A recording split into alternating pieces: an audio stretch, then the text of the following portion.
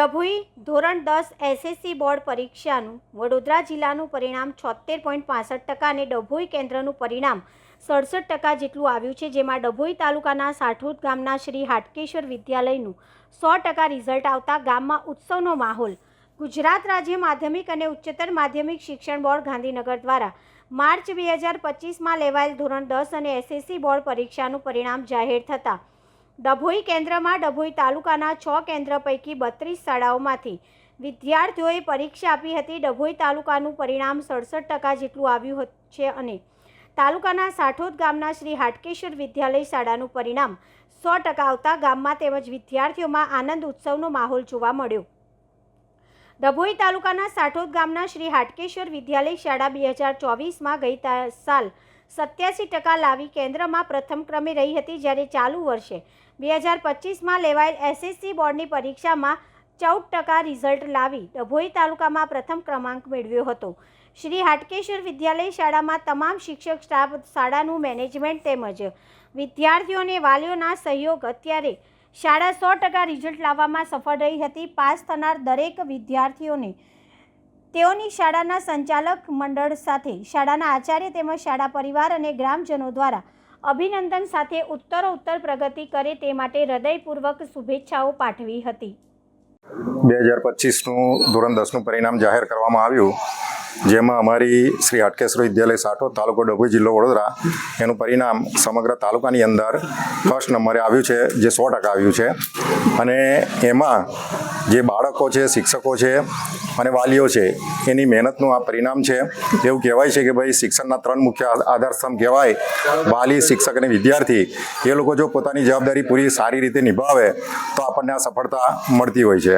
ઘણીવાર એવું હોય છે કે આપણે લક્ષ્ય નિર્ધારિત કરીએ, એમાં કેટલીક મુશ્કેલીઓ આવતી હોય. એ મુશ્કેલીઓ માનવ સર્જિત પણ હોય અને કુદરતી પણ હોય. છતાંય જો એ બધાને આપણે એવોર્ડ કરીને આગળ વધીએ તો 100% આપણને સફળતા મળે. આ સફળતા મેળવવા માટે અમે કેટલાક સ્ટેપ નક્કી કર્યા હતા. એમાં એવું છે કે બાળકને ધાક ધમકી આપીને કે ડરાવી ધમકાઈને ભણાવવાનો નહોતો અમારે, પરંતુ સૌથી પહેલાં એનું મન જીતવાનું હતું. મન જીતી લીધા પછી એકવાર બાળકનું જો મન જીતી લેવામાં આવે તો 50% શિક્ષણ ત્યાં જ આપણું સફળ થઈ જતું હોય છે. કારણ કે બાળક ત્યાર પછી દરેક ઇન્સ્ટ્રક્શન આપણી માનતો હોય છે અને એને જે કંઈક સવાલો ઊભા થતા હોય એ સવાલો પૂછવા માટે પ્રેરિત થતો હોય છે. અને જ્યાં એ સવાલો પૂછવાનું શરૂ કરે છે ત્યાંથી જ શિક્ષકનું કામ શરૂ થતું હોય છે. એટલે અમે એક આ પદ્ધતિ એની અંદર અપનાવી.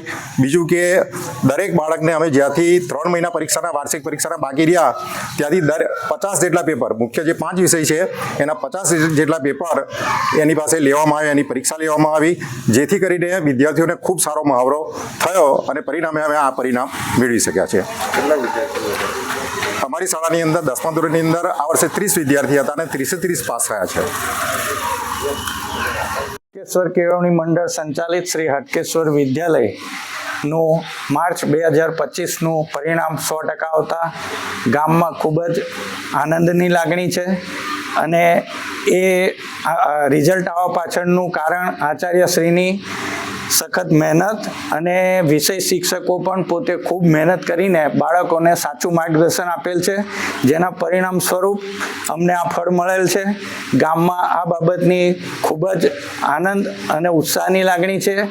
વિદ્યાર્થીઓને અમે મોઢું મીઠું કરાવી અને એમનું પ્રોત્સાહન ઇનામ આપી અને અનુભૂતિ કરાવી છે. પ્લસ કે એમના સારા ભવિષ્ય માટે અમે કેળવણી મંડળ તથા શાળાના શૈક્ષણિક સ્ટાફ, આચાર્યશ્રી દરેક જણ એમને અભિનંદન પાઠવે છે.